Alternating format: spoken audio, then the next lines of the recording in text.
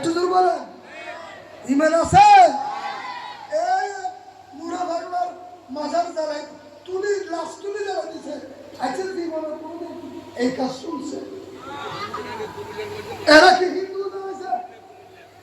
আবার হিন্দু জ্বালাইছে, সাধারণ মানুষও জ্বালাইছে, দাড়িওয়ালা টুপিওয়ালা যারা ওয়াজও এরকম নমাজ বলে একটা, আর বাস্তবে আছে করে। ঠিক না ঠিক? এটা হিন্দুর কাজ, কাফেরের কাজ, জ্বালিয়ে ফেলা। একটা ফিমেরও কিন্তু জ্বালাইতে আল্লাহ নিষেধ করেছে। ঠিক না ঠিক? যখন কবর দিয়ে ফেলছে ওই মানুষের বিচার আপনি আর করতে পারবেন না। তার উপর কোনো বিচার, তার আল্লাহর কাছে চলে গেছে, এখন বিচার শুরু হয়ে গেছে।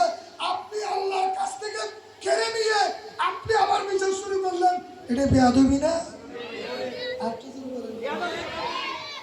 তাহলে আমরা ওলির পথে আছি। আমাদের 1 নম্বর মূলনীতি গৌসে কেবলের কি? ঈমান। 2 নম্বর কি? আকীদা। আমাদের আকীদা ঠিক না ঠিক? আমরা ওলি